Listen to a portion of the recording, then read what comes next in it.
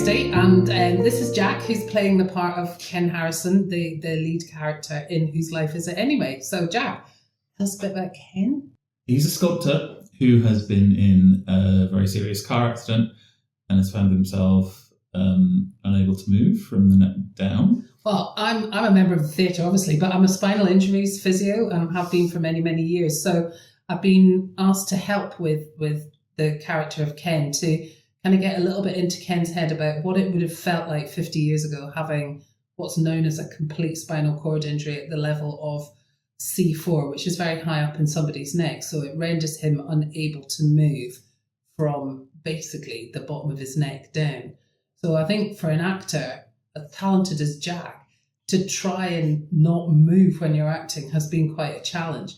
I've also done some work with what things were like way back when, and the differences now between spinal injury patients that we see in 2026 than we saw in 1976. So it's been quite a journey, really, hasn't it? To try and be sensitive enough to understand what it must have been like for Ken in 1976.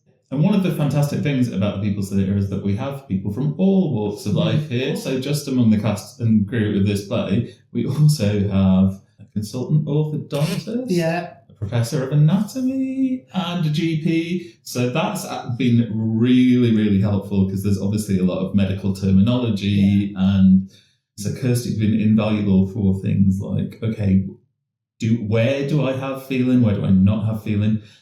Can I, the parts where I don't have feeling, do I feel pain even though I can't move? Because it's not just a case of get in a bed and don't move. And I'm very aware that there will probably be people in the audience who have physical disabilities. And so I want to, as far as I can, do that justice. Having Kirstie here to advise is incredible. Oh, thank you. But it's been great for me to be able to speak about what people with complete spinal cord injuries go through now, but also what they potentially went through 50 years ago. I'm not that old.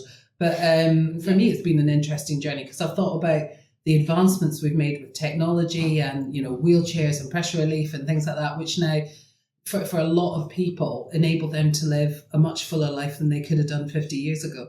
And I've actually got Jack following people on Instagram who I follow who are quadriplegic, paraplegic. And it does make me think it's really, I feel sad for Ken because if he was living at this hour, I think he would have, he wouldn't have got into the state of mind where he feels like there's no hope for him and he can't have a fulfilling life.